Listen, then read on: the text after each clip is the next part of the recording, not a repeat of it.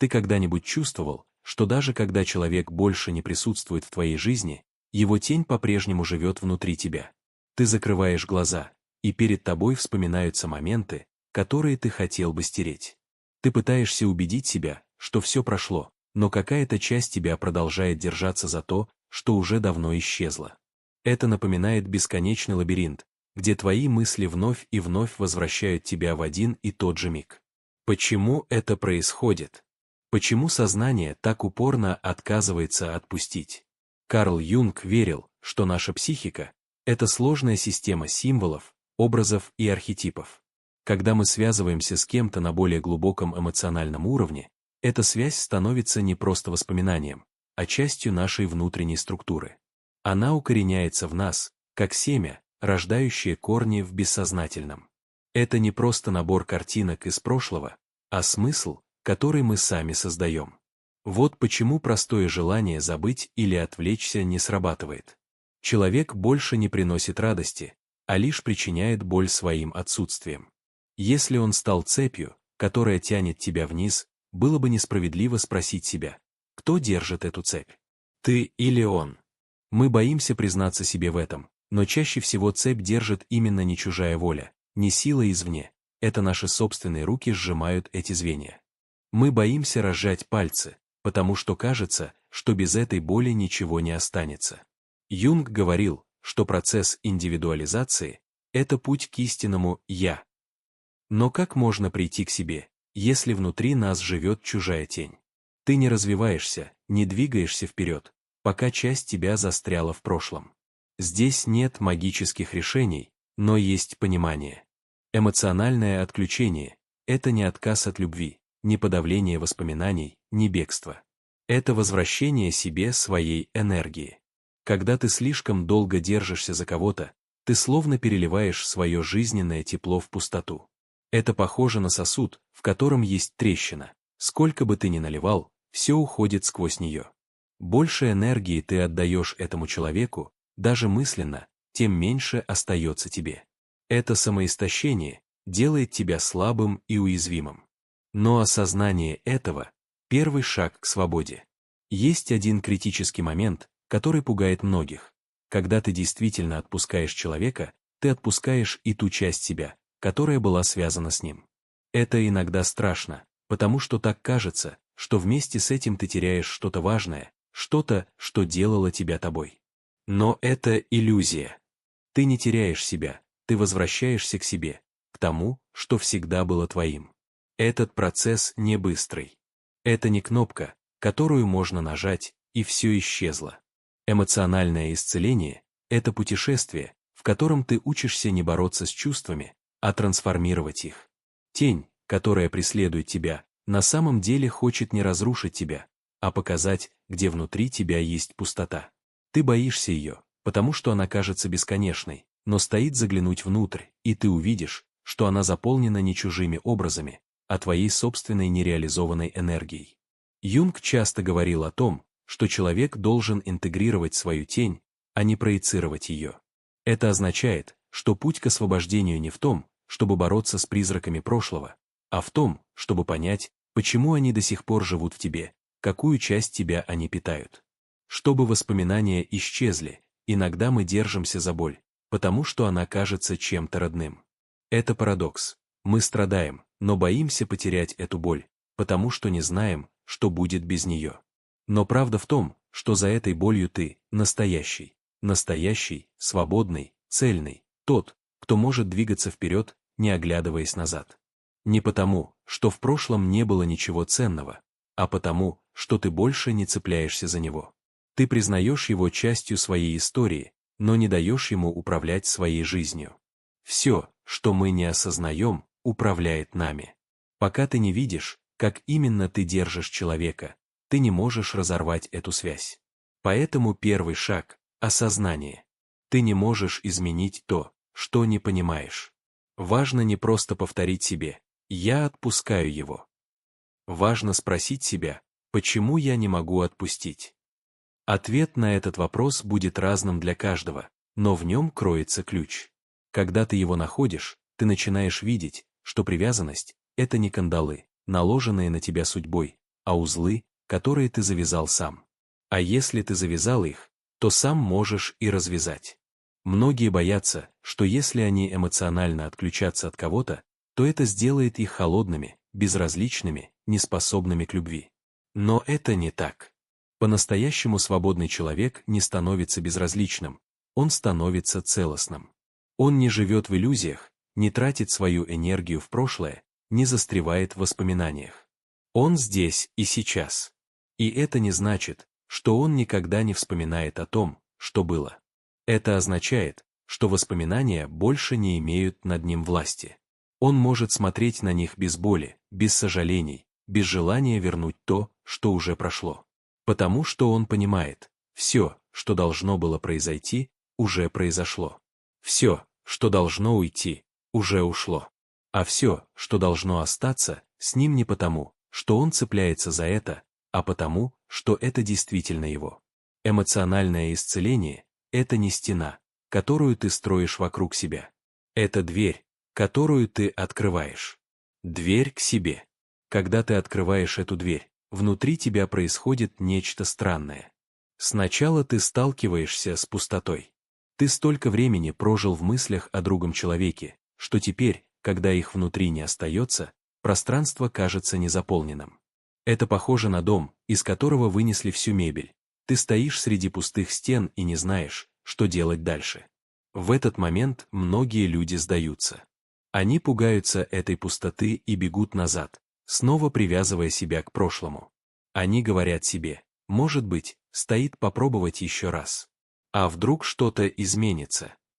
Но в этом и кроется ловушка. Эта пустота не враг, это пространство, которое принадлежит тебе. Юнг учил, что внутри нас есть неизведанные части личности, которые мы часто игнорируем, прячем их за чужими образами, за чужими желаниями, за чужими целями. Но когда ты убираешь все лишнее, ты начинаешь видеть себя такой, какая ты есть на самом деле. Это может быть неожиданно. Может быть, ты поймешь, что этот человек был не тем, за кого ты его принимал, или что твоя привязанность была лишь страхом остаться наедине с собой. Это осознание дается тяжело, может вызвать внутренний протест, ты можешь почувствовать печаль и разочарование. Но это нормально. Это этап. Многие боятся эмоционального отключения, потому что боятся боли. Ты вроде расстаешься не только с человеком, но и с частью себя самой, которая была с ним обеспокоена. Но если ты пройдешь этот этап, ты увидишь, что за этой пустотой скрывается нечто прекрасное. Ты начинаешь чувствовать, что возвращаешь себе свою силу, ту жизненную энергию, которую ты годами тратил на размышления о прошлом, и теперь ты можешь направить ее на себя. Представь, что ты всю жизнь нес в руках тяжелый груз. Ты настолько привык к нему, что даже не заметил, как сильно он тебя утомляет. И вот теперь, когда ты отпускаешь его, сначала кажется, что руки пусты. Но со временем ты осознаешь, что они стали свободными, и теперь ты можешь использовать их для чего-то другого. Юнг говорил, что истинное освобождение приходит тогда, когда человек принимает свою целостность, когда он перестает искать кусочки себя в других людях и начинает находить их внутри себя. Это не значит, что ты больше никогда не будешь привязываться к кому-то. Это значит, что твоя связь будет осознанной. Она не будет рождаться из-за страха, из боли, из внутренней пустоты. Она будет рождаться из полноты. Когда ты перестаешь держаться за прошлое, перед тобой открывается новый мир. Ты начинаешь замечать то, чего раньше не видел. Мир больше не окрашен в серые тона. Ты больше не ходишь по кругу одних и тех же мыслей. Ты выходишь из-за их ограничений. Но есть один критический момент, к которому тебе нужно быть готовым. Этот процесс занимает время. Ты не можешь заставить себя забыть кого-то силой. Ты не можешь просто сказать «все, я отпускаю» и ожидать, что все изменится за ночь.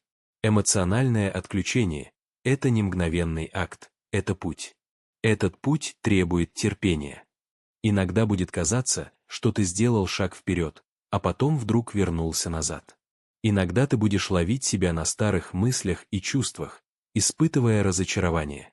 Но важно помнить, даже если ты возвращаешься к этой мысли, это не значит, что ты не движешься вперед. Это часть процесса. Каждый раз, когда ты осознаешь свою привязанность, ты немного ослабляешь ее. Ты перестаешь быть ее рабом. И однажды наступит момент, когда ты поймешь, что больше не чувствуешь прежнюю боль. Воспоминания больше не будут причинять тебе страдания. Они станут просто частью твоего опыта. Юнг говорил, что развитое сознание через осознание и интеграцию того, что раньше управляло тобой из тени, теперь становится частью твоего опыта, а не твоей болью. Ты перестаешь быть жертвой своих чувств. Ты больше не тонешь в них. Ты учишься плавать. Когда ты по-настоящему отключаешься от каких-то эмоций, ты не чувствуешь ни напряжения, ни обиды, ни тоски. Это просто больше не связано с тобой. Это похоже на старый сон, который когда-то казался таким настоящим, но теперь ты смотришь на него с улыбкой.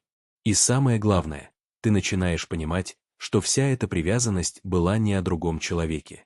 Она была о тебе.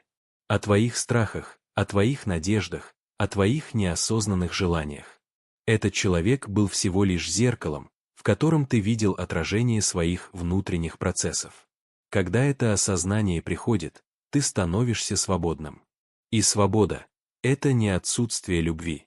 Свобода — это способность любить без цепей, без обвинений, без страха потерять. Эту любовь, которая идет не от нехватки, а от полноты. Юнг называл это состоянием самости, и это состояние — ключ к истинной жизни. Когда ты достигаешь его, в тебе больше нет хаоса. Ты перестаешь бороться с прошлым, перестаешь пытаться изменить то, что уже принадлежит тебе. Ты больше не ищешь ответов на вопросы «А что, если бы все произошло иначе?» или «Почему он так поступил?». Эти вопросы теряют свою силу, потому что ты уже осознаешь реальность. Произошедшее ты не можешь изменить, но ты можешь изменить свое отношение к нему. И вот здесь происходит нечто неожиданное. Когда ты больше не цепляешься за эмоции, они начинают растворяться. Это похоже на то, как медленно свет солнца рассеивает туман. Ты перестаешь быть пленником своей боли. Больше не определяет тебя. Но есть еще одна тонкость. Многие люди думают, что эмоциональное отключение означает полное безразличие. Они представляют себе, что в какой-то момент они станут холодными, как камень, что они вообще перестанут чувствовать. Но это не так. Свобода — это не отсутствие чувств, это способность чувствовать без того, чтобы эти чувства управляли тобой.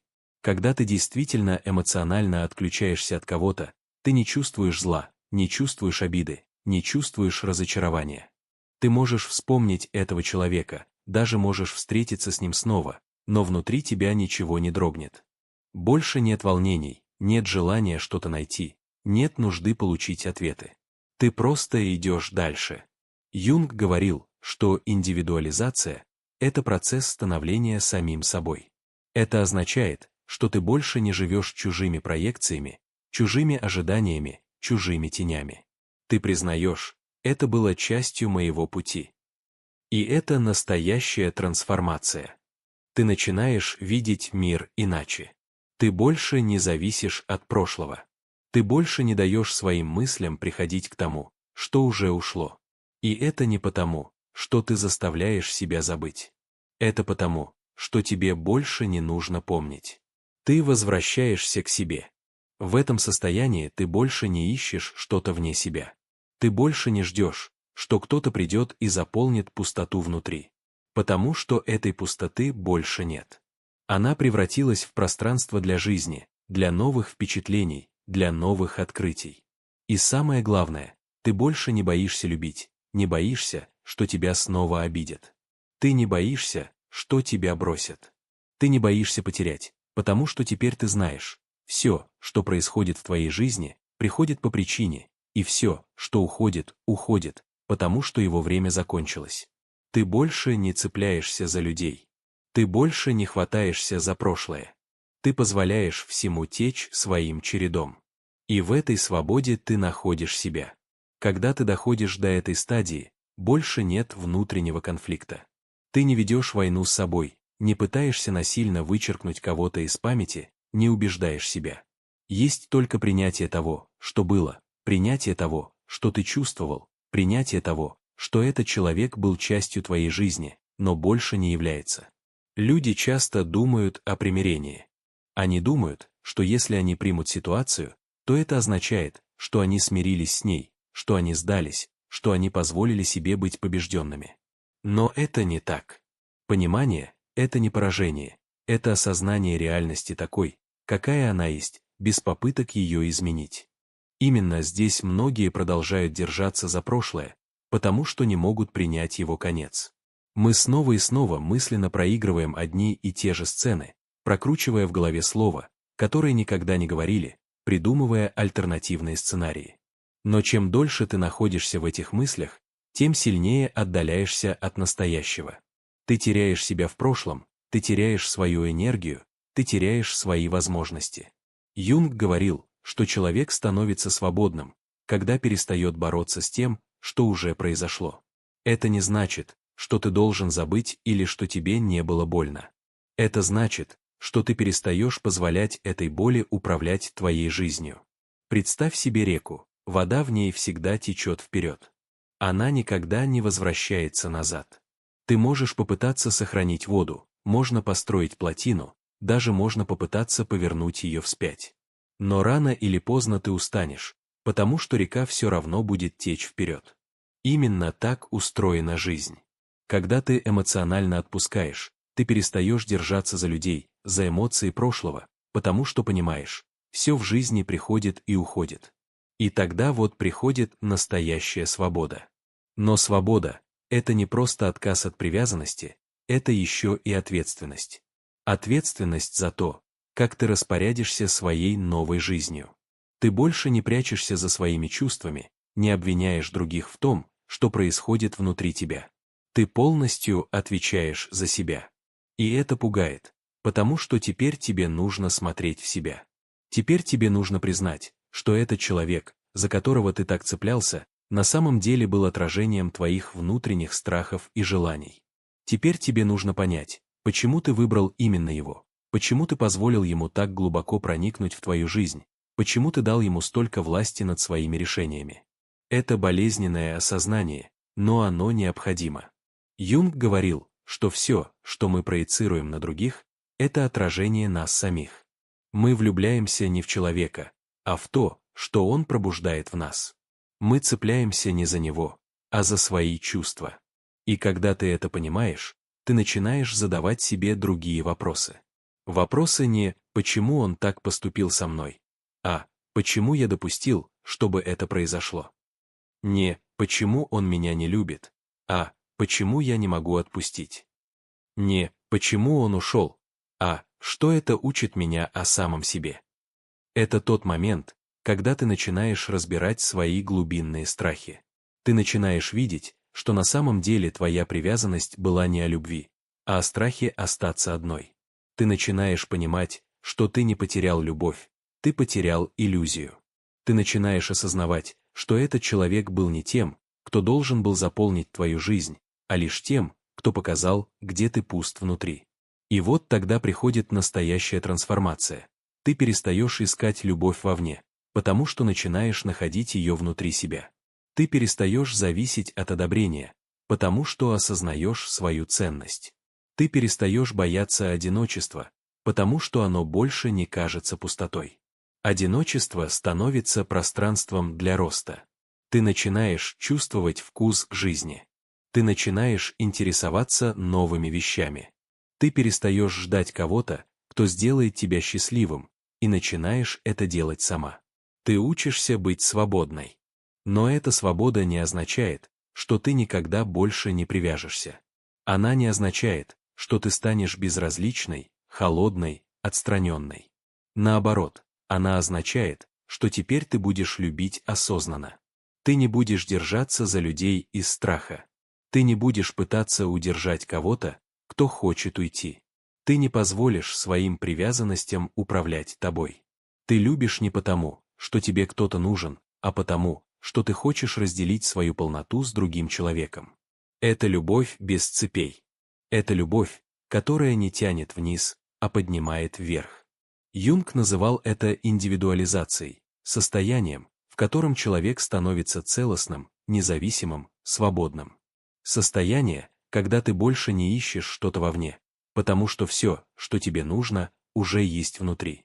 И тогда происходит самое удивительное. Люди, за которых ты когда-то так цеплялся, перестают казаться тебе незаменимыми. Ты больше не чувствуешь к ним той боли, того волнения, той зависимости. Ты смотришь на них и понимаешь, я больше не нуждаюсь в них. И это не потому, что ты перестал их любить, а потому, что ты больше не боишься потерять. Ты находишь любовь в свободе быть самой собой, в свободе идти своим путем, в свободе любить, не боясь, что тебя не любят в ответ. Это означает, что ты действительно отпустил. Не потому, что ты заставил себя забыть, а потому, что тебе больше не нужно помнить. Когда ты доходишь до этой точки, внутри тебя нет больше той навязчивой пустоты, которая раньше не давала покоя. Ты не пытаешься заполнить ее чужим присутствием, не ждешь сообщений, не следишь за поступками. Ты просто есть. Это не состояние безразличия, а состояние покоя. Ты не подавляешь свои чувства, не пытаешься заглушить воспоминания. Ты просто позволяешь всему быть. Ты позволяешь себе вспоминать, но воспоминания больше не причиняют боли. Ты позволяешь себе думать о прошлом, но оно больше не тянет тебя назад. Ты позволяешь себе чувствовать, но чувства больше не управляют тобой. Вот что значит настоящая свобода. Но эта свобода не то, что приходит внезапно. Это не моментальное осознание, не вспышка озарения, после которого все меняется раз и навсегда. Это процесс. Ты учишься этой свободе шаг за шагом. Сначала тебе кажется, что ты отпустил. Но одна случайная мелочь, песня, запах, место, возвращает тебя назад. Ты снова чувствуешь это внутреннее откатывание, старые сцены снова погружаешься в то, что уже пережил. И здесь, казалось бы, важно понять одну вещь. Это не означает, что ты не справился. Это не значит, что ты снова привязан. Это значит, что ты живой. Ты не можешь просто стереть часть себя. Ты не можешь удалить опыт, который был важен для твоего пути. Но ты можешь изменить его значение. Юнг говорил, что смысл наших страданий меняется, когда мы осознаем их ценность. Пока мы видим боль чем-то бессмысленным, она продолжает нас преследовать. Но когда мы начнем видеть в ней урок, она перестает быть грузом. Ты начинаешь понимать, что все, что произошло, не было случайностью. Этот человек пришел в твою жизнь не просто так. Ты пережил эту привязанность не просто так. Ты прошел через эту боль не просто так. Все это было необходимо для твоего роста. И как только ты принимаешь это внутри себя, приходит глубокое спокойствие. Ты больше не хочешь вернуть прошлое, потому что понимаешь, что оно было лишь ступенью для твоего развития. Ты больше не обвиняешь себя за то, что так долго держался, потому что теперь ты знаешь, что тебе нужно было это время. Ты больше не боишься, что никогда не испытаешь такую любовь снова, потому что теперь ты знаешь, что любовь не в человеке. Любовь в тебе. И это понимание меняет все. Ты начинаешь видеть мир иначе. Ты больше не воспринимаешь одиночество как что-то страшное. Оно больше не кажется пустотой. Наоборот, оно становится пространством для роста. Ты больше не ищешь в ком-то подтверждения своей ценности. Ты больше не зависишь от чужого внимания и любви. Ты больше не боишься потерь, потому что теперь ты знаешь, что потерять можно только то, за что ты держишься. А ты больше не держишься. Ты позволяешь людям приходить и уходить, чувствуешь, но не становишься рабом этих чувств. Ты позволяешь себе любить, но без страха и зависимости. Настоящая жизнь начинается. Жизнь, в которой нет цепей. Жизнь, в которой нет страха перед будущим. Жизнь, в которой ты больше не прячешься за иллюзиями, а видишь реальность такой, какая она есть, и эта реальность больше тебя не пугает. Потому что теперь ты знаешь, что ты свободен. Ты наконец-то понял, что свобода — это не состояние, в котором ты ничего не чувствуешь. Это способность чувствовать, но не быть заложником своих эмоций. Ты можешь любить, но не растворяться в человеке. Ты можешь вспоминать, но не застревать в прошлом. Ты можешь переживать, но не позволять этому определять твое будущее. Когда ты осознаешь это, ты начинаешь иначе смотреть на свою жизнь.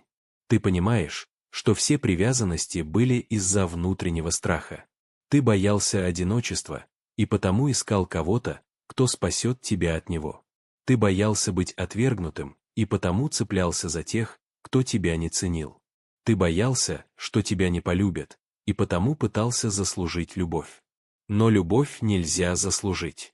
Юнг говорил, что то, что мы ищем во внешнем мире, часто является проекцией того, чего нам не хватает внутри. Ты хотел, чтобы тебя любили и ценили, потому что сам не видел своей ценности. Ты хотел, чтобы кто-то сделал тебя счастливым, потому что не знал, как быть счастливым в одиночестве. Но настоящая любовь начинается тогда, когда ты перестаешь искать ее снаружи, когда ты понимаешь, что никто не может заполнить твою пустоту, кроме тебя самого. Ты осознаешь, что тот человек, за которого ты так держался, на самом деле был лишь зеркалом. Он просто показал тебе часть тебя, что ты не хотел видеть. И теперь, когда он ушел, ты наконец можешь встретиться с собой. Это самый сложный, но самый важный момент. Ты остаешься наедине со своими страхами. Ты видишь всю свою слабость, всю свою неуверенность, всю свою боль. Ты больше не можешь убежать от себя, и это пугает. Но именно здесь начинается настоящее исцеление. Ты не заполняешь свою пустоту чужим присутствием. Ты больше не обманываешь себя новыми отношениями, иллюзиями, надеждами. Ты смотришь на себя, и впервые за какое-то время ты начинаешь видеть, кто ты есть на самом деле. Ты понимаешь, что ты не твоя привязанность, ты не твои страхи, ты не твоя боль. Ты намного больше. Ты человек, переживший потери, но не сломавшийся. Ты человек, который прошел через боль, но не потерял способность любить. Ты научился быть счастливым в одиночестве, и это осознание меняет все. Ты перестаешь бояться одиночества, потому что оно теперь больше не кажется тебе пустотой.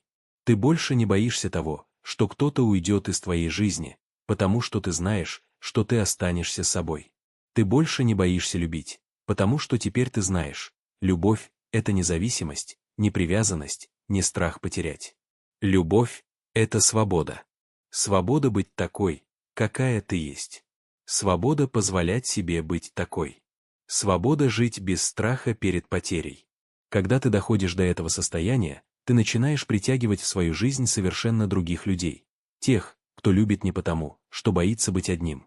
Тех, кто ценит тебя не за что-то, а просто так. Тех, кто выбирает тебя осознанно, а не из-за страха. Потому что ты сам стал таким человеком.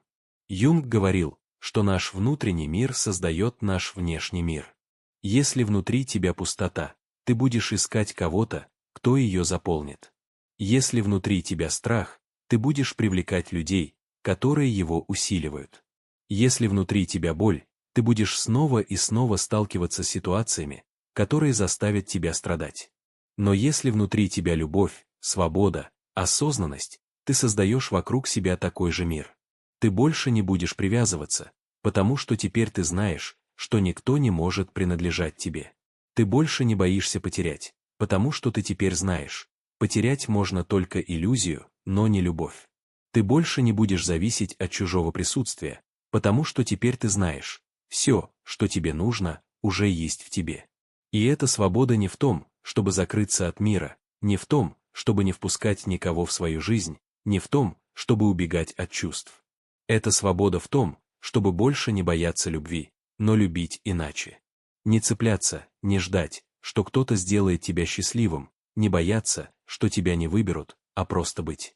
Быть собой, быть в моменте, быть живым. И когда ты начинаешь жить так, все вокруг меняется. Любовь приходит к тебе как мера. Ты больше не переживаешь, если кто-то уйдет. Ты больше не тратишь свою энергию на страхи.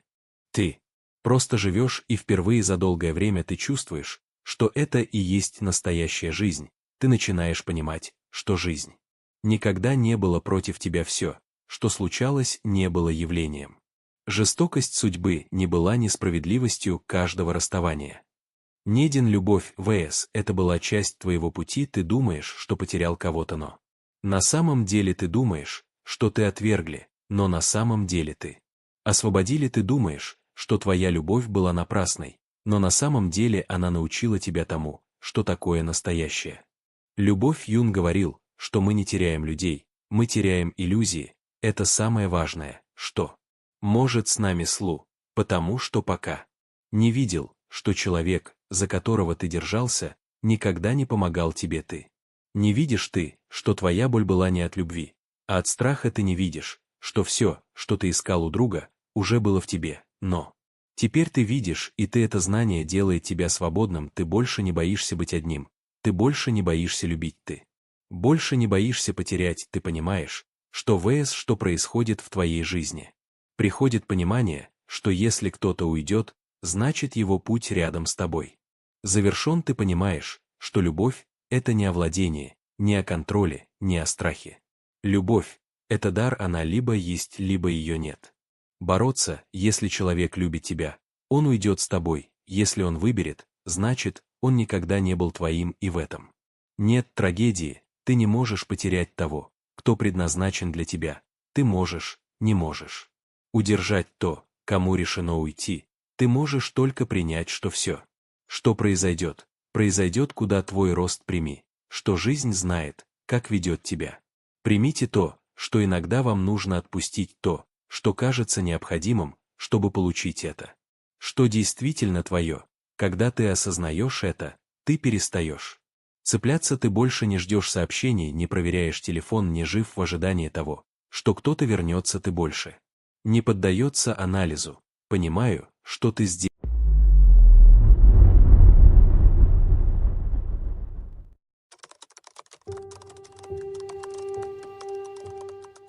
Discipline your focus and you elevate your life. It's not just a phrase, it's a foundational truth. The difference between mediocrity and greatness lies in where you place your attention and how relentlessly you protect it. Focus is not something that just happens to you. It's something you decide on, something you train, something you discipline. And when you discipline it, everything changes. Most people scatter their energy chasing distractions, entertaining every urge, responding to every ping, every notification, every fleeting thought. But the ones who rise, the ones who build something powerful with their lives, they choose differently. They understand that the mind is a powerful weapon, but only when it's pointed in the right direction. Discipline isn't about restriction. It's about choosing your mission over momentary comfort. It's about saying no, not just to distractions, but to everything that doesn't serve your vision. When you discipline your focus, you take back control. You stop drifting and start designing. You stop reacting to life and start creating it. There is freedom in discipline, freedom from chaos, freedom from overwhelm, freedom from regret, because focus clears the noise, it clarifies your purpose, it reminds you what matters most and empowers you to take steps toward it every single day. Elevating your life doesn't come from luck. It comes from clarity. It comes from execution. And clarity comes when your mind is no longer split in 1,000 directions, when you can look at your goals with tunnel vision, when you can lock in with unshakable intensity. That's when breakthroughs happen. That's when ideas become results. That's when dreams stop being dreams and start becoming reality. But let's be real, it's not easy. In a world built to distract you, staying focused is a radical act. It's a decision you have to make again and again. You'll feel the pull to quit, to scroll, to numb out. But every time you resist that pull, every time you discipline your focus, you're sharpening your edge. You're strengthening your inner power. You're building a life others only wish for. Discipline is the gateway.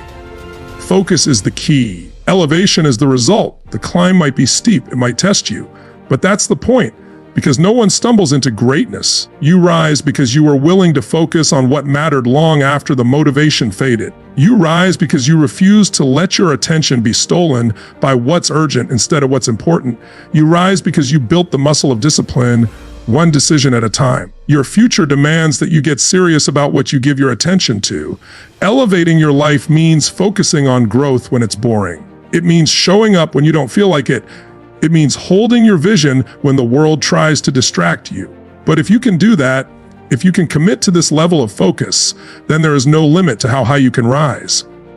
The view from the top doesn't come to those who dabble, It comes to those who lock in. So discipline your focus, elevate your life. Everything you want is on the other side of that decision. Focused discipline is the foundation of lasting transformation because it is the consistent force that shapes chaos into clarity, potential into progress, and goals into reality. Without it, even the strongest intentions collapse under pressure. Dreams fade when they're not backed by daily execution. No matter how passionate or inspired someone feels in the beginning, that emotion will eventually wear off. What remains is the ability to stay committed when the excitement disappears. Focused discipline is the skill that keeps you aligned with your mission, no matter how you feel or what distractions try to pull you off course. Most people don't fail because they don't have talent or opportunity. They fail because they lack the discipline to stay focused on one course long enough to see the results. It's easy to start something new, to get hyped about a fresh idea or a new path. But the power isn't in starting, it's in finishing. And to finish anything worth building, discipline must become a daily habit. Focus is the compass and discipline is the engine. Without both working together, progress stalls. Discipline channels your attention toward your highest priorities and demands that you act in alignment with them, even on the days when you don't feel like it. Lasting transformation doesn't happen overnight.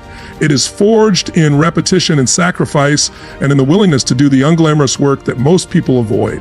This is where discipline becomes the difference maker. It forces you to show up again and again when the path is unclear, when results aren't immediate, and when doubt starts whispering that it might not be worth it.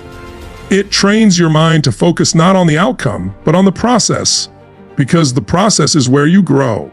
The process is where you get sharper, stronger, and more committed to the future you want to build. Discipline makes you dangerous to your limitations. It removes the excuses, the distractions, and the tendency to chase comfort instead of growth. It teaches you that comfort is the enemy of greatness and that everything you want lies just beyond the boundary of convenience. Focused discipline takes all the energy you would have wasted on scattered, reactive efforts and funnels it into intentional, high-impact action. You don't just work harder, you work smarter. Every decision becomes a vote for your future. Every discipline moment compounds, stacking invisible bricks until one day you look up and realize you've built something real, something unshakable. This kind of transformation doesn't scream. It doesn't demand attention. It builds in silence. It happens when no one's watching, in early mornings, late nights, uncomfortable conversations, and difficult choices. Focused discipline gives you the ability to keep moving forward when it's easier to quit. It gives you control over your own direction, so you're not swayed by every new trend, distraction, or external opinion. You develop tunnel vision for what matters and start eliminating everything that doesn't contribute to your growth. True transformation is not about changing your life once. It's about never going back to the person you used to be. That kind of lasting change only happens when discipline becomes your default. You train your focus to say no, not just to distractions, but to the old version of yourself who tolerated less, who accepted excuses, and who settled for average. Every moment you choose discipline over ease, you rise. You become the person your future requires you to be. And that future, it doesn't come to the wishful or the waiting. It comes to those who are willing to pay the price in focus, in discipline, and in sacrifice. When you live with focused discipline, you stop negotiating with your goals. You stop asking if it's worth it and start proving that it is through action. You stop giving your energy to things that drain you and start investing it into actions that build you. Lasting transformation is not for the impatient. It's for those who are relentless. Not because they never fail, but because they always return. Discipline doesn't make life easier. It makes you stronger. It doesn't remove resistance. It prepares you to push through it. Focused discipline rewires your habits, your thoughts, and your identity. And once it becomes who you are, transformation is no longer a matter of if, it's a matter of when. That's the power of focused discipline. It is the unseen force behind every breakthrough, every reinvention, and every victory. It doesn't demand attention. It delivers results. Distractions are the enemy of destiny because they silently steal what is most valuable: your time, your attention, and your energy. Every moment you spend distracted is a moment taken away from the path you were born to walk. Distractions don't show up with sirens or warnings. They come quietly, disguised as harmless detours, simple tasks, or quick breaks, but over time they add up, they become habits. And those habits shape your life in ways you don't even realize until it's too late. The danger isn't in one distraction. The danger is in the accumulation of them. They don't just delay progress, they destroy it. In a world overflowing with noise, staying focused has become a superpower. Social media, endless notifications, binge-worthy entertainment, constant updates, all of it is designed to pull your attention in 1,000 directions. And every time you give in, every time you allow your focus to fragment, you move one step further away from your potential. You may still be busy. You may feel like you're doing a lot, but business is not progress. Movement is not momentum. You can run fast in circles and get nowhere. That's what distractions do. They keep you active but not effective. They make you feel productive while robbing you of purpose. Distractions don't always look like obvious time wasters. Sometimes they show up as other people's priorities. Sometimes they wear the mask of urgency, things that feel important but mean nothing to your mission. Other times, distractions come from within. Fear, doubt, comparison, overthinking. These are all internal distractions that drain your mental clarity. They whisper lies like, "You're not ready, you'll do it tomorrow," or "What if you fail?" And every time you entertain them, you lose another piece of your momentum. Your destiny doesn't require perfection, but it does require presence. You cannot build the life you want while constantly living in reaction to everything around you. If your focus is always being hijacked by the latest crisis, comment, or convenience, you're not leading your life. You're being led by it. Distractions are seductive. They promise quick pleasure, easy escapes, and instant gratification. But what they cost you is far greater than what they give. They steal your depth. They dilute your commitment. And over time, they erode your belief in what's possible. Clarity is the antidote to distraction. When you know who you are, what you want, and where you're going, it becomes easier to say no to what doesn't align. It becomes easier to protect your time and energy like the precious assets they are. People often talk about time management, but the real game is attention management. Where your attention goes, your life flows. If you give your attention to drama, doubt, and distraction, you'll build a life of confusion and chaos. But if you direct it toward vision, action, and purpose, you'll build a life of meaning and mastery. The most successful, fulfilled people in the world are not the ones with the most talent. They are the ones who have mastered the art of ignoring what doesn't matter. They don't chase every opportunity. They don't try to please everyone. They don't entertain every notification, distraction, or opinion. They stay locked in on their mission. And because of that, they move further in 1 year than most people do in 10.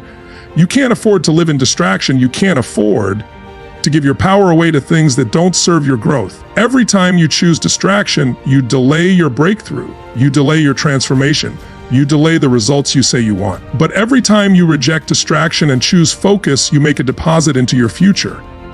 You cast a vote for the person you're becoming. You separate yourself from the masses who are too addicted to noise to hear their own calling. It's not about being perfect. You'll stumble. You'll get pulled off course. You'll have days when your mind wanders and your discipline slips. That's human. But the key is awareness. The key is recognizing when you've drifted and snapping yourself back into alignment. The faster you can do that, the more powerful you become. Focus isn't a gift, it's a choice. And it's a choice you have to make over and over again, especially when it's hard. Especially when distractions seem easier, more fun, or more comfortable. There's a version of your life that's waiting on the other side of your distractions. A version filled with purpose, power, and progress. But you'll never meet that version if you keep letting little things pull you away from big goals. Your destiny deserves your full attention. Your dreams are not side projects. They are sacred. And they require the full force of your energy. That's the price of greatness. That's the price of freedom. You can have the life you want, or you can have your distractions, but you can't have both. The moment you declare war on distraction is the moment your future starts accelerating. Because when you protect your focus, you protect your future. And when you eliminate distractions, you clear the runway for your destiny to take off. Motivation is a spark, powerful but fleeting. It can ignite action, but it doesn't sustain it. One day you feel inspired, ready to conquer the world, energized by a quote, a video, a goal. The next day that fire dims and suddenly the same tasks feel heavy, the path unclear, and the excuses louder than the ambition. This is where most people stumble. They confuse the start with the journey. But the truth is, motivation fades, and the only thing that keeps you moving forward is focus. A focus anchored in discipline. It's the discipline that steps in when motivation steps out. And it's that focus-driven discipline that creates momentum. Momentum is not created in bursts. It is built through deliberate, repeated, focused action. It's the force that compounds from the choices you make day after day. Not just on the good days, but especially on the hard ones. Those moments when you don't feel like showing up, but you do anyway. That's where momentum is born. Focus makes that possible. It filters out the noise. It silences the doubts. It directs your energy with precision instead of scattering it across 1,000 distractions. Discipline is not punishment, it's liberation. It frees you from the tyranny of moods. It allows you to do what needs to be done, regardless of how you feel. That's where real progress begins, when your actions are no longer held hostage by your emotions. Discipline turns focus into a habit, and that habit becomes the engine that drives your life forward with unstoppable force. There's a myth that successful people are always motivated. But the truth is, they are not. They've simply trained themselves to rely on structure rather than emotion. They build systems, rituals, and habits that keep them aligned even when the initial excitement disappears. Their lives are not governed by how they feel in the moment. They are governed by what they've committed to. That's why they win. That's why they don't burn out, fall off track, or spiral into inconsistency. They use focus like a compass and discipline like a vehicle, and that combination creates momentum that multiplies over time. Momentum is powerful because it makes hard things easier. The longer you stay focused, the more progress you make, and the more progress you make, the easier it becomes to stay focused. It becomes a cycle, a self-reinforcing loop. You start seeing results, and results build belief. That belief feeds your commitment. That commitment deepens your focus. And with that focus, your discipline sharpens. It becomes who you are, not something you force, but something you live. But momentum doesn't just show up. You have to create it. You have to earn it with every focused step, every consistent action, every disciplined decision. It doesn't care about your feelings. It rewards those who keep moving forward, especially when the initial fire has burned out. It rewards the ones who are relentless in their pursuit. Not perfect. Not just relentless, the people who don't quit, who show up in silence, who do the work when no one is clapping, who push through the fog, the fatigue, the fear. Because their focus is bigger than their feelings. You won't always feel like it, that's normal.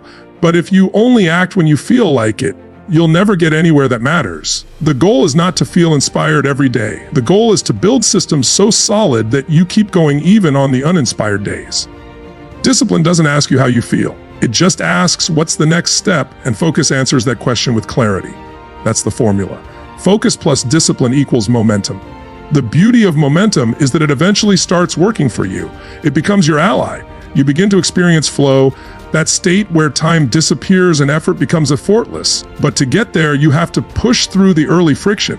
You have to stay focused long enough for the struggle to turn into strength. Most people don't. They stop. They chase the next motivational high. They keep starting over again and again because they never built the focus and discipline to keep going. But you're not most people. You know that focus is not just a mental exercise, it's a commitment to something bigger than your temporary emotions. And discipline isn't about restriction, it's about alignment. It's about aligning your actions with your values, your habits with your goals, your energy with your purpose. So the next time motivation fades, and it will, remember this, you don't need a spark. You need a system. You don't need hype. You need habits. You don't need to feel good. You need to stay grounded. Let your focus become your anchor. Let your discipline become your strength. And let the momentum you build carry you toward the life you were meant to live. Because in the end, motivation may start the journey, but it's focus and discipline that take you across the finish line. And once you've built momentum, nothing can stop you.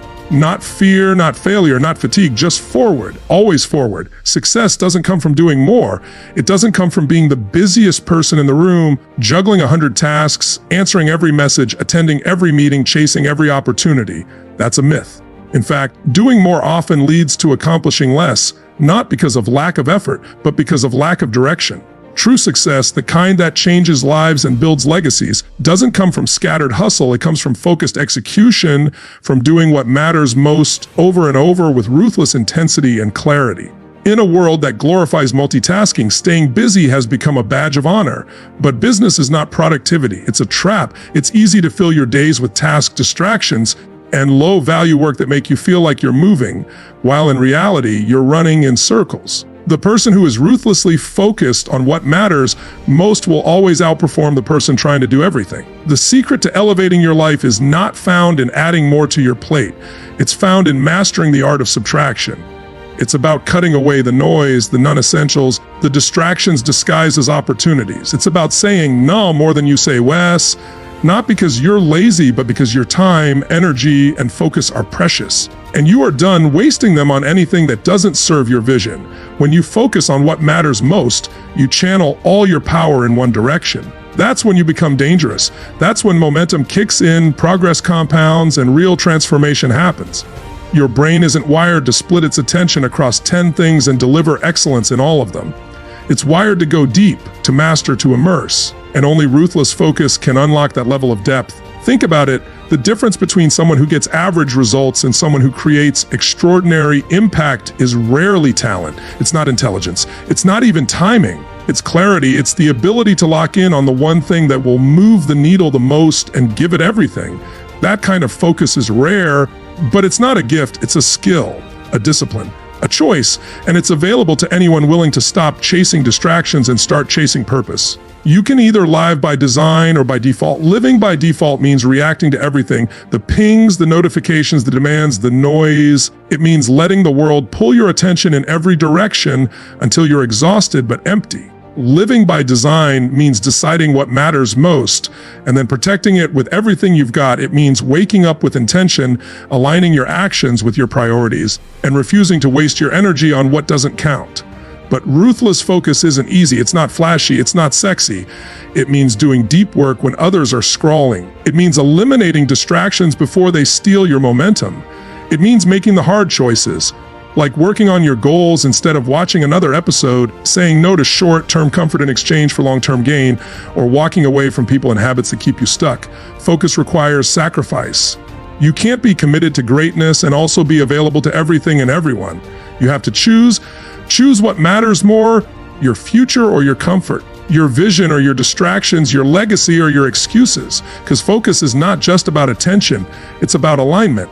Aligning your actions with your values, aligning your time with your priorities, aligning your life with your purpose. It's not about doing more, it's about doing what actually matters. And often, what matters isn't urgent. It's not screaming for your attention. It's the deep work that demands silence.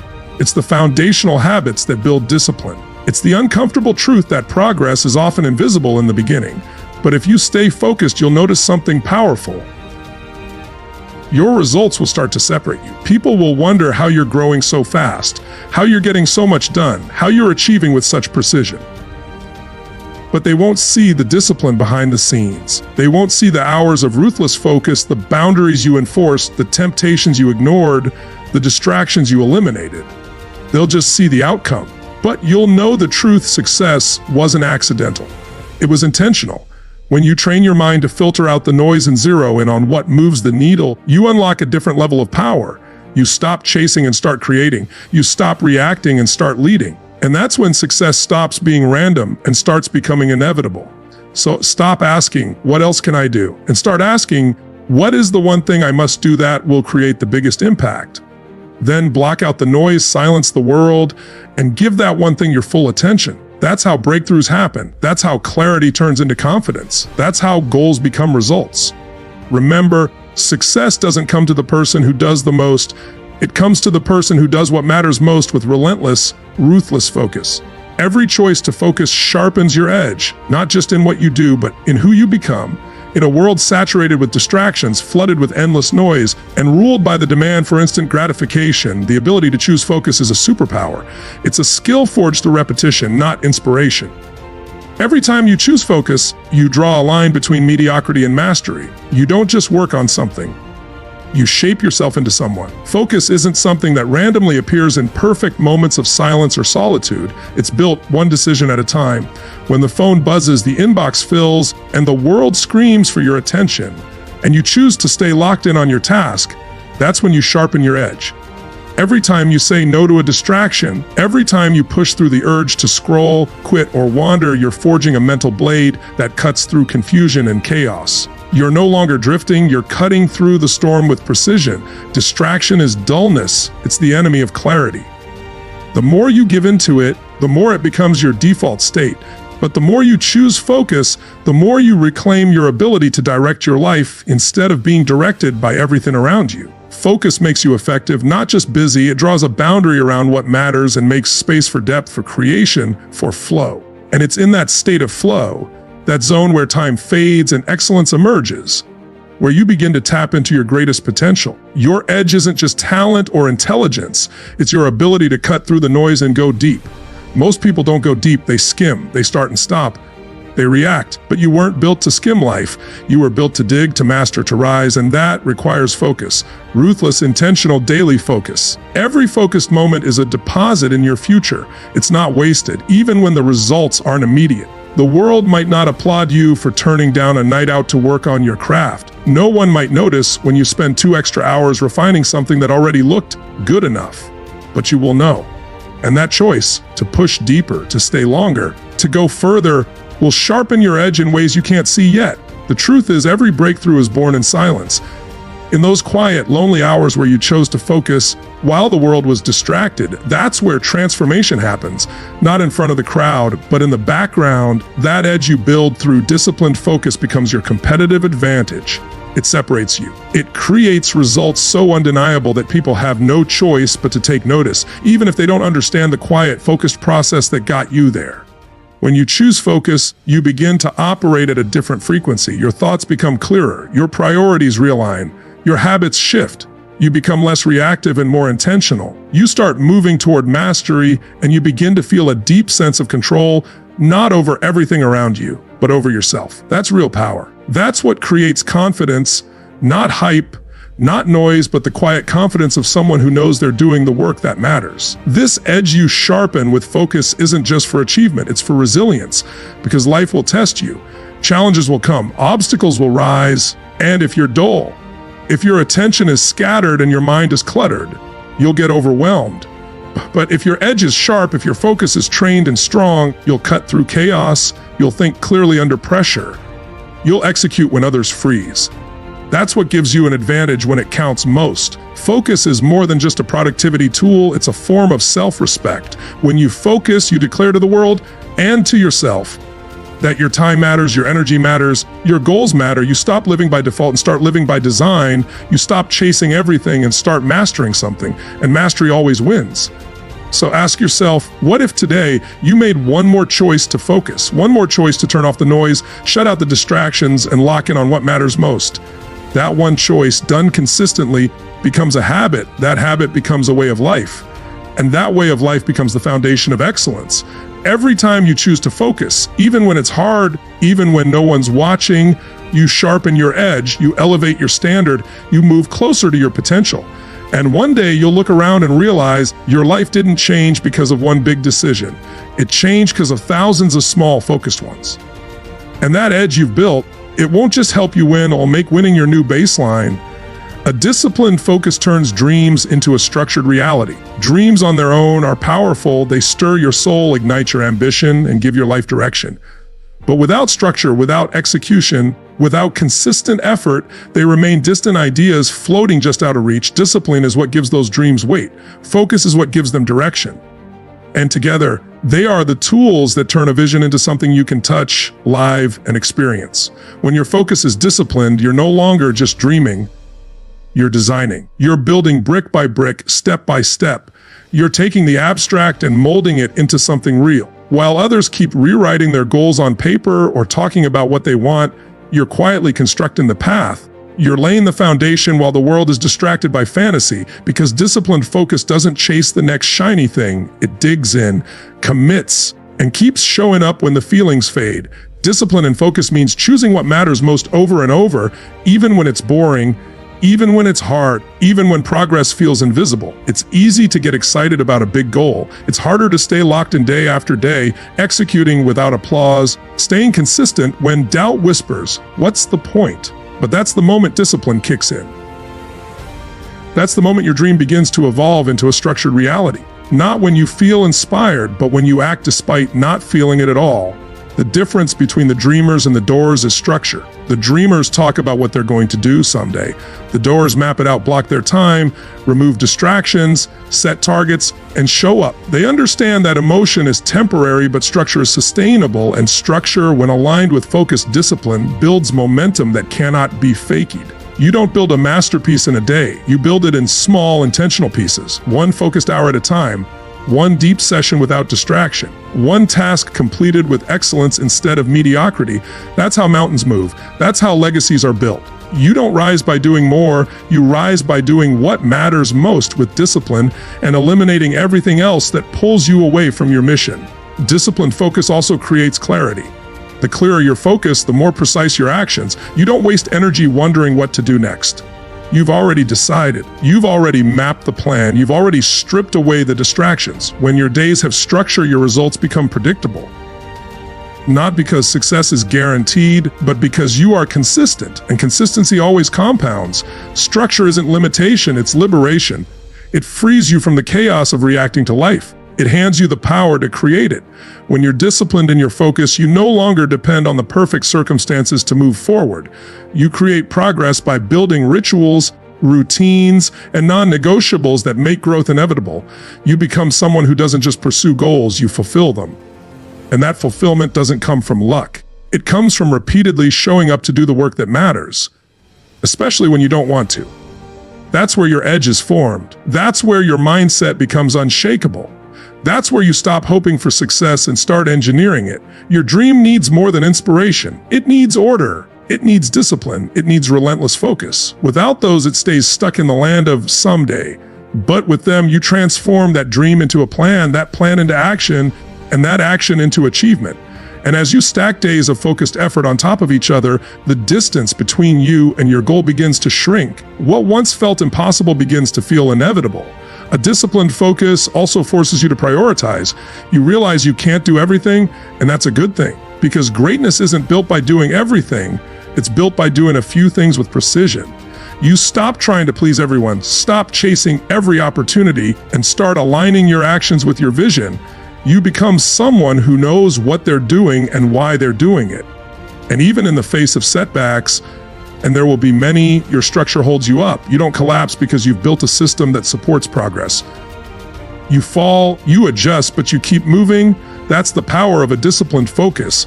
It becomes your internal compass, your self-created engine, your silent, unbreakable commitment to becoming who you were meant to be. So if you want to build something great, something real, stop chasing random highs. Start building systems. Start choosing focus. Start showing up, not just when it's easy, but especially when it's not. That's where transformation happens. That's where reality shifts. Not in grand gestures, but in the small disciplined decisions you make every single day. Because in the end, dreams don't die from lack of talent. They die from lack of execution. And execution only happens when you decide to stop being pulled in every direction and start showing up in one, with discipline, with focus, with a structure that makes your success inevitable. That's how your dream becomes more than an idea. That's how it becomes your life.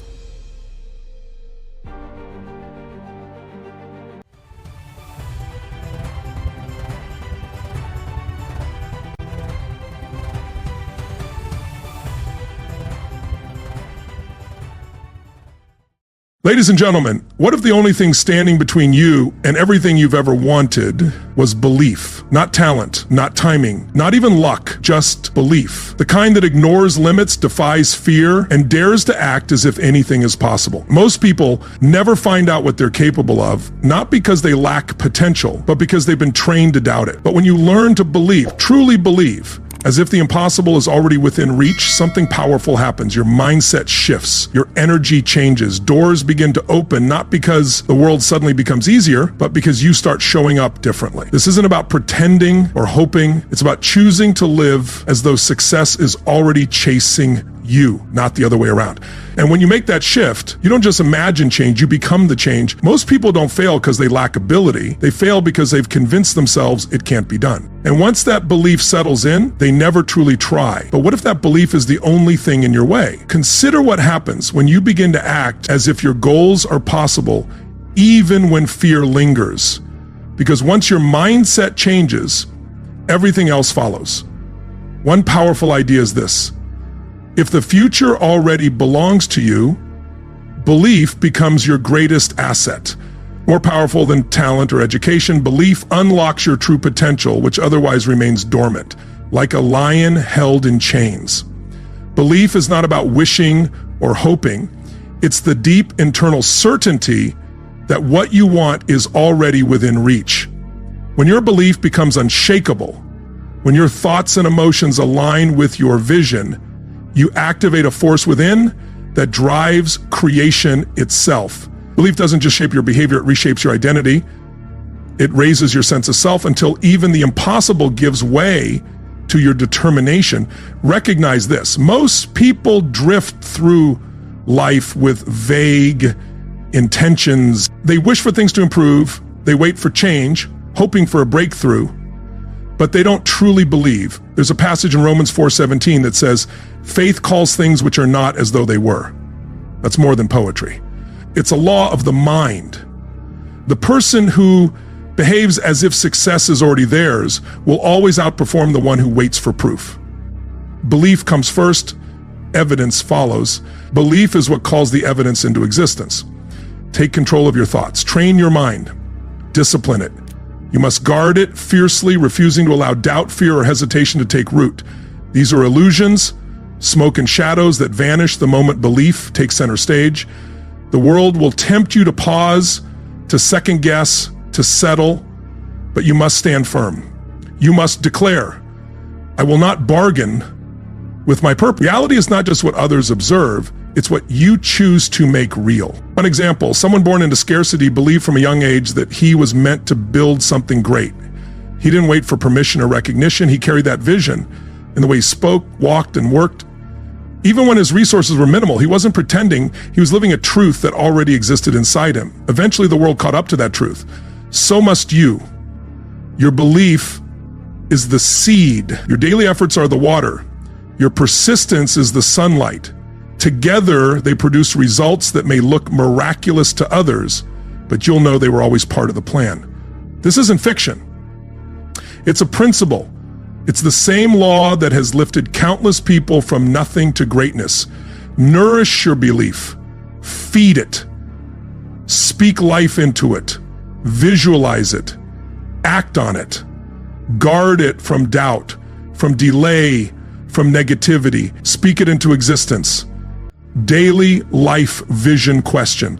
When you feed it into your mind to give it form, this isn't no doubt that has lifted countless, because once your belief becomes unbreakable, no obstacle can withstand it, no challenge, no failure.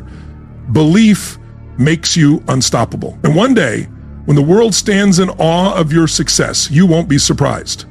You'll simply recognize it because you believed it long before they did. Train your mind to expect victory. Greatness cannot be achieved by those who anticipate defeat. That's not just a powerful thought, it's a spiritual principle. No one rises higher than the thoughts that dominate their mind. If you secretly expect to fail, you will. If you've already accepted defeat within, no amount of strategy can save you. A mind conditioned by fear and doubt, one that sees obstacles instead of openings, will quietly sabotage every opportunity. And this sabotage isn't loud or obvious. It hides in hesitation, in delay, in convenient excuses. You may label it caution or realism, but often it's fear in disguise. The encouraging truth? Just as the mind was trained to doubt, it can be retrained to expect success. The mind isn't fixed, it's fertile. It produces what you plant. Proverbs 23:7 says, as a man thinks in his heart, so is he. This isn't poetic, it's foundational. Your mind is the engine room of your destiny. Whatever you feed it becomes your reality. Feed it fear, and you reap failure.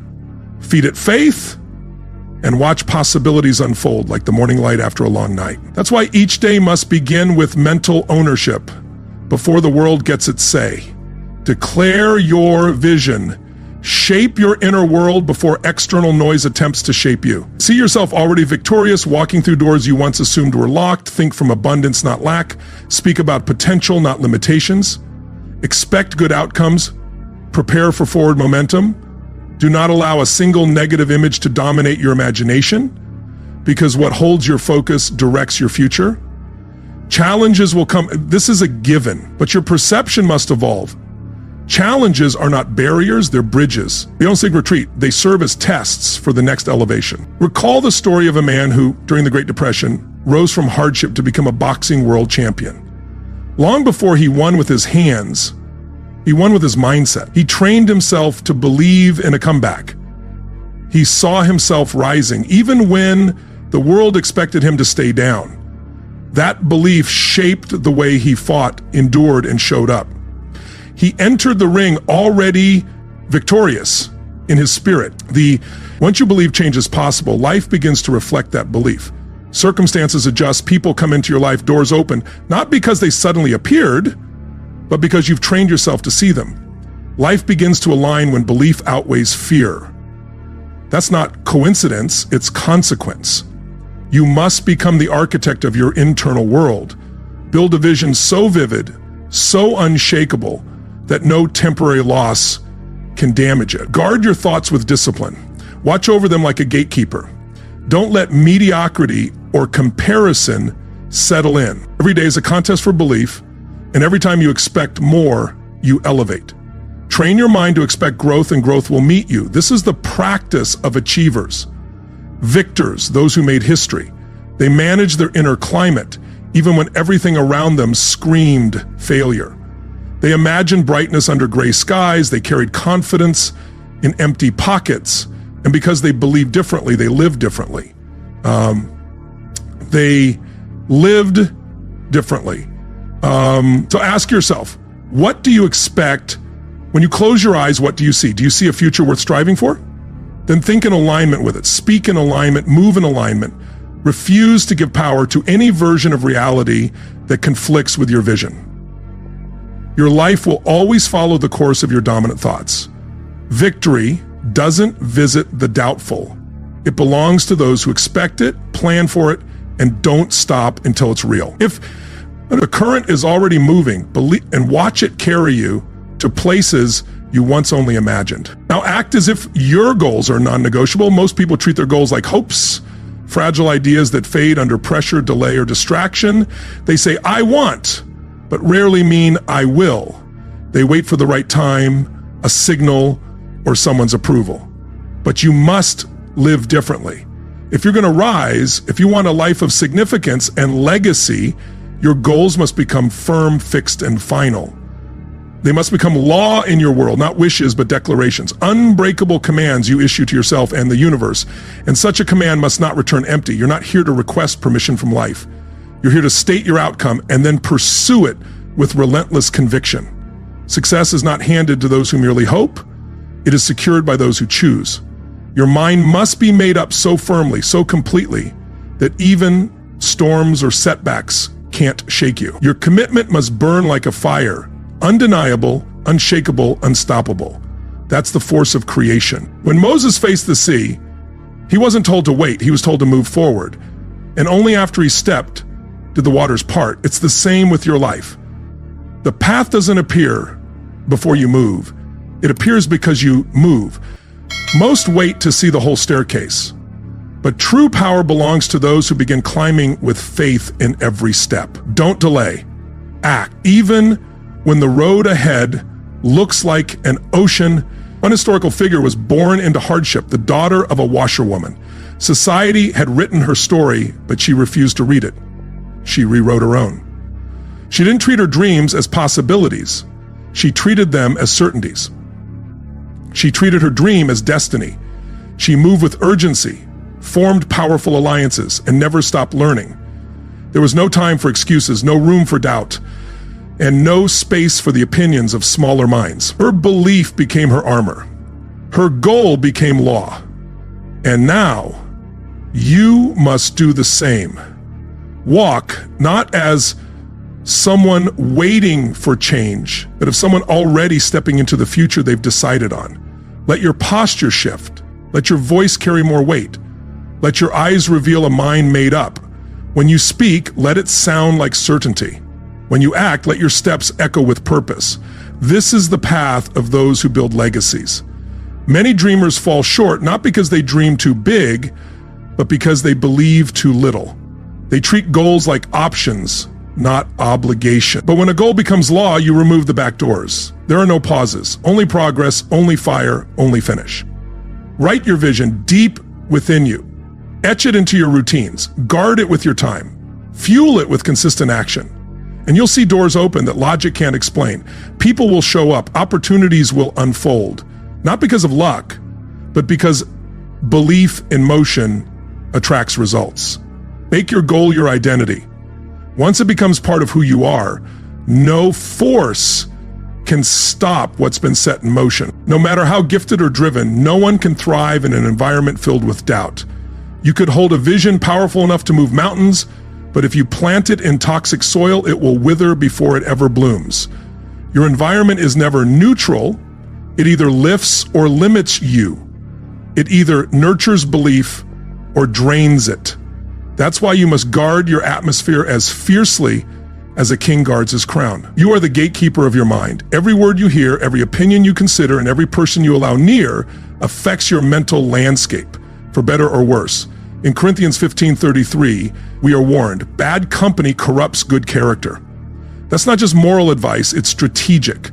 The wrong people weaken your belief, but the right ones amplify it. The conversations you have today shape your actions tomorrow. Belief is not isolated, it is influenced by the company you keep. Choose your circle with intention. Surround yourself with visionaries, those who speak life into your goals, not those who hold you to your past. Be with people who fan your fire, not extinguish it. If those around you don't challenge your limits or draw out your strength, they're not allies, they're liabilities. One historical figure, born into slavery and hardship, rose to become a national voice in education and progress.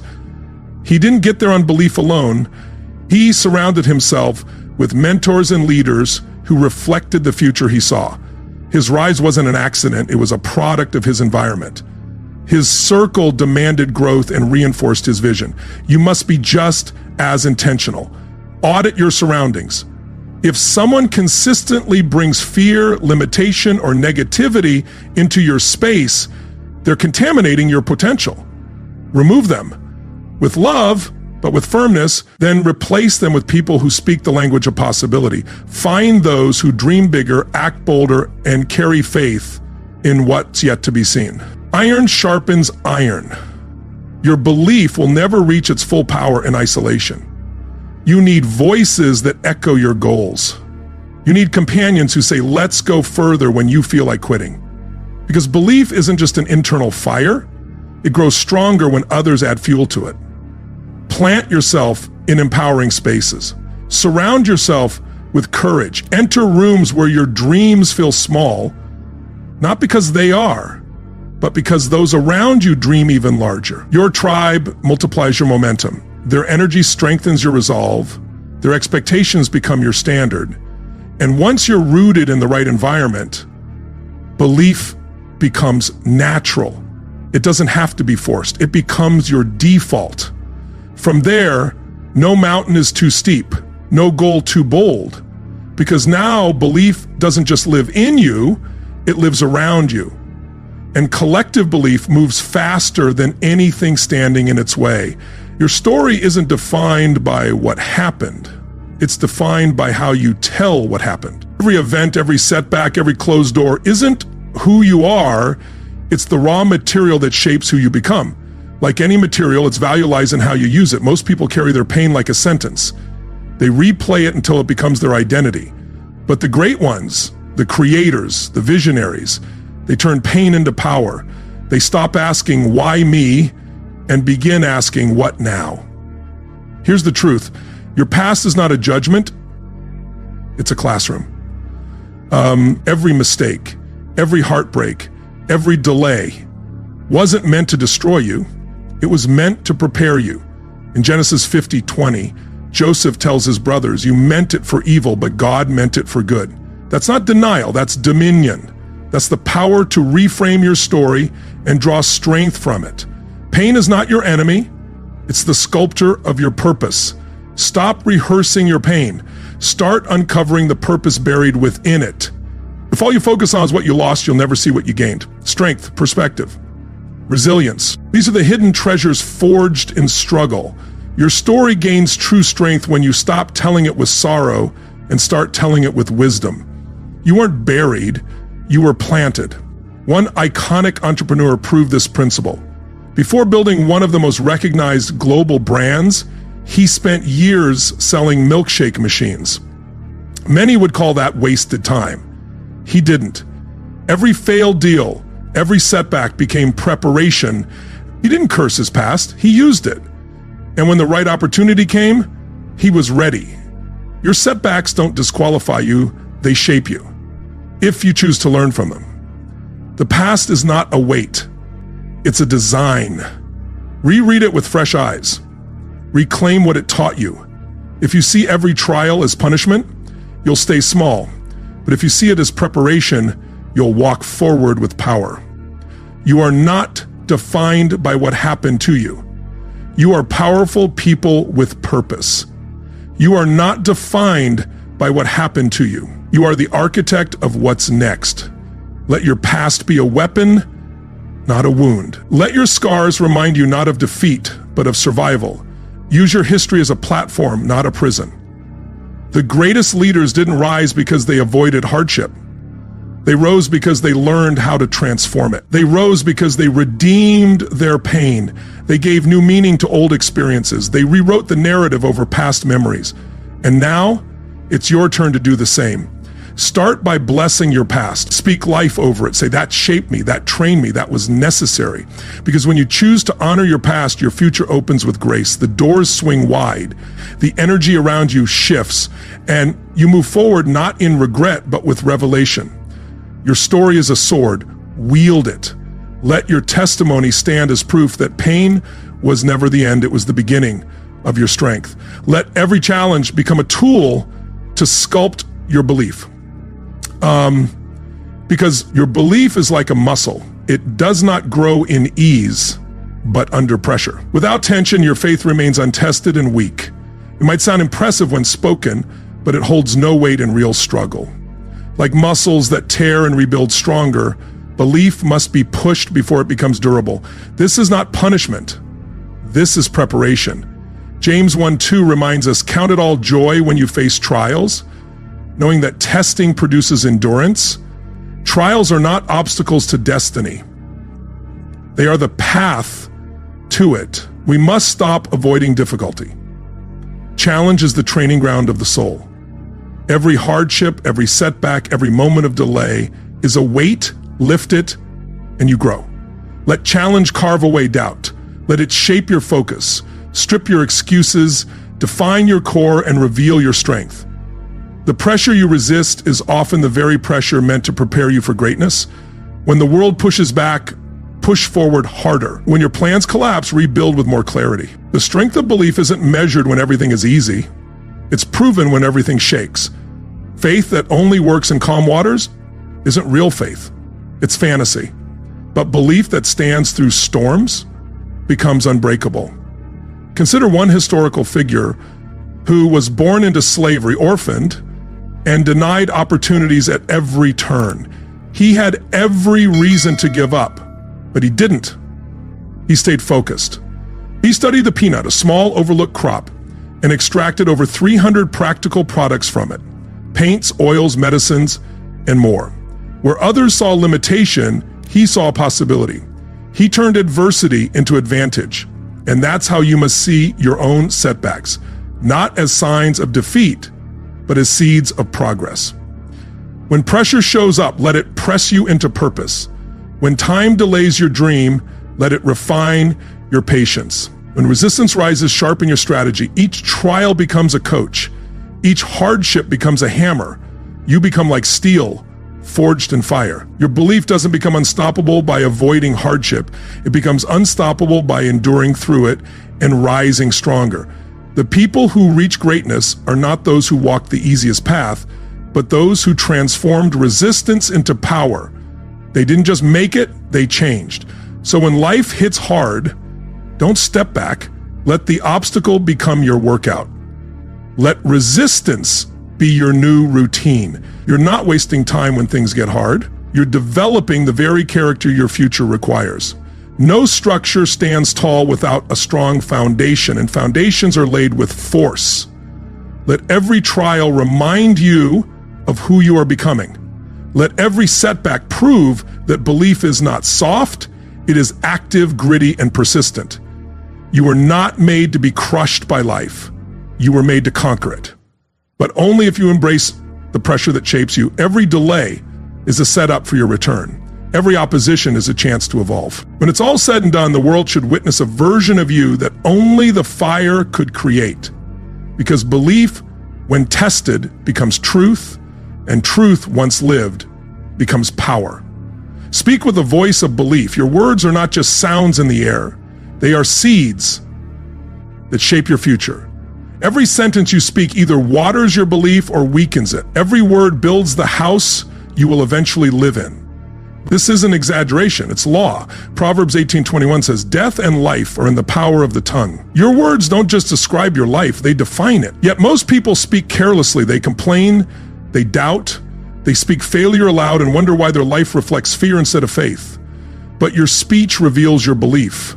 What you say often is what you believe deeply, and what you believe forms the framework of your future.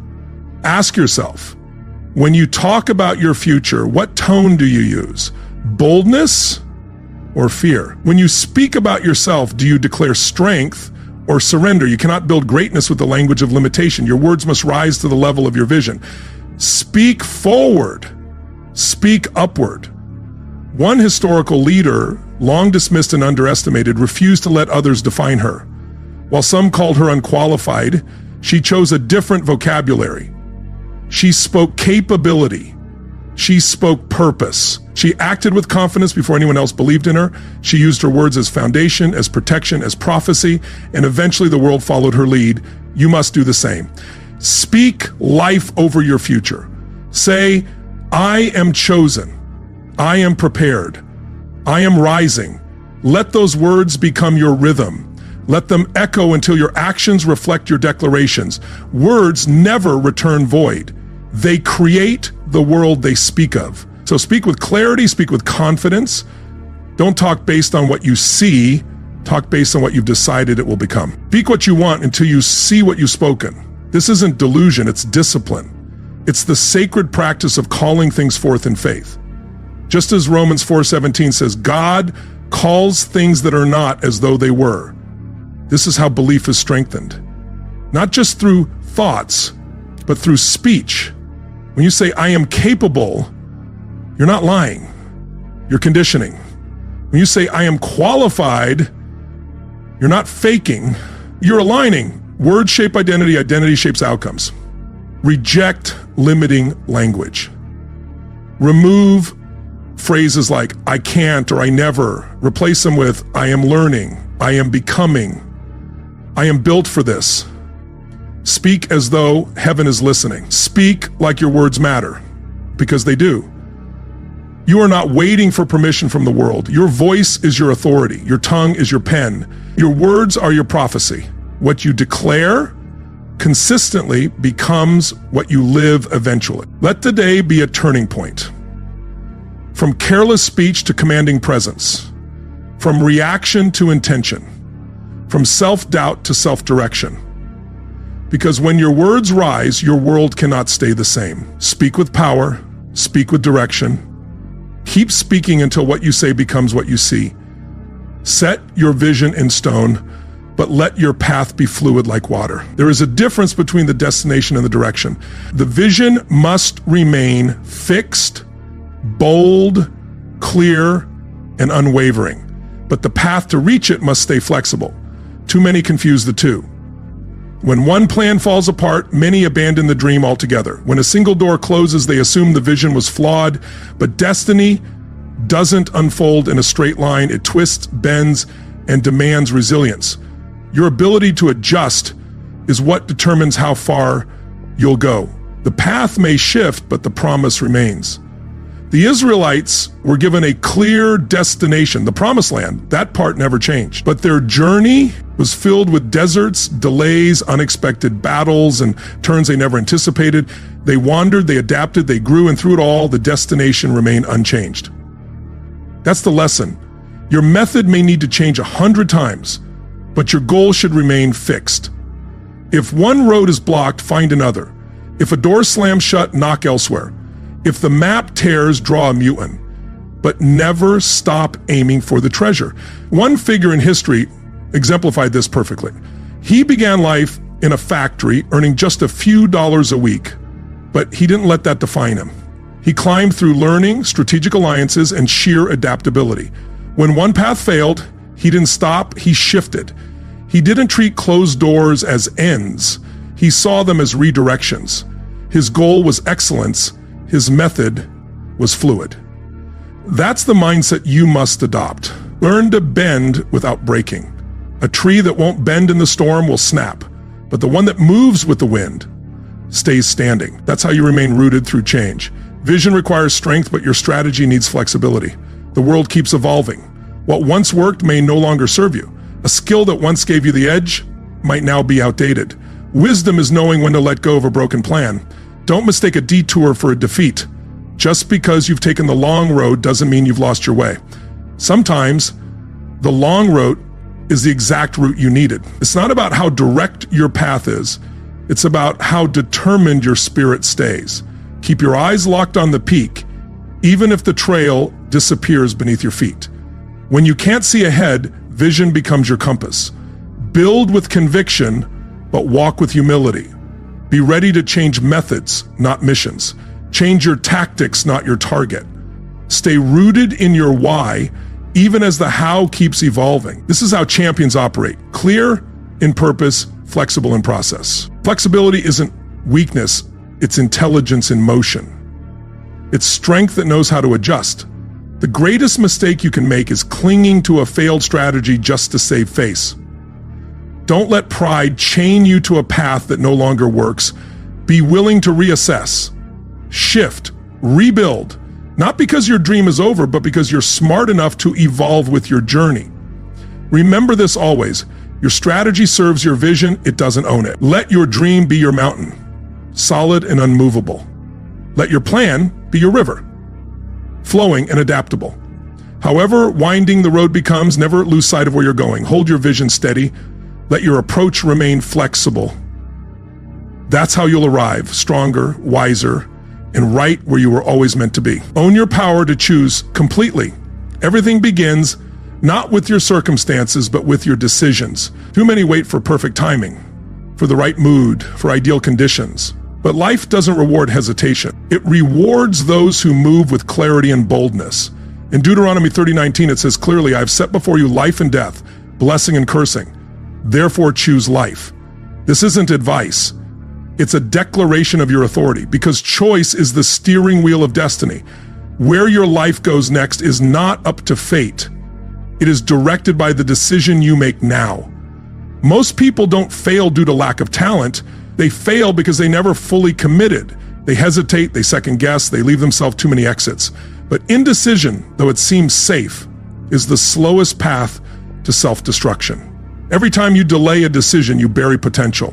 Every postponed dream is a seed that never breaks the surface. Your future isn't waiting for conditions to align, it's waiting for you to decide. Every excuse you accept becomes another brick in the wall standing between you and your future. But everything shifts the moment you truly decide. That single decision becomes your point of power.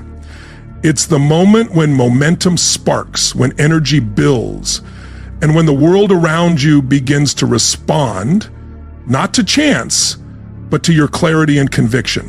It's not about having all the resources, it's about having resolve. The world makes way for the person who moves with purpose. One historical figure demonstrated this with unmatched courage. Though born into unthinkable oppression, she didn't wait for conditions to change, she moved with conviction. She risked her life again and again for the sake of others. Her decision didn't just change her story, it planted seeds of freedom for generations to come. That same power to choose lies in you now. Choose the standard you will live by. Choose the line you will no longer cross. The level of excellence you will hold yourself to. Choose the direction of your life, where you're headed, and what's worth devoting yourself to. Eliminate the excuses. Cast aside the voice that says not yet. Let this be the moment you stop hesitating and start becoming. Once you decide, the world rearranges. Resources that were hidden appear. Doors that were closed start to open, not because everything outside changed, but because you did. Your decision shifts your energy. You stop entertaining doubt. You begin acting with certainty, and that certainty carries influence Don't overlook this. Indecision is the enemy of destiny. It robs you of momentum, weakens your confidence, and keeps you circling when you were meant to advance. But decision brings clarity, and clarity accelerates progress. The moment you choose with finality, your habits, relationships, and surroundings begin to realign. Don't wait for perfection. Don't wait for the right feeling. Decide now. Decide who you are. Decide what you're here to do. Decide what future you're building. And then let your words, your steps, and your presence confirm it. Lives of greatness don't emerge from chance. They are forged in decision. The turning point is always the moment someone says, "I choose now." That moment holds more power than decades of indecision.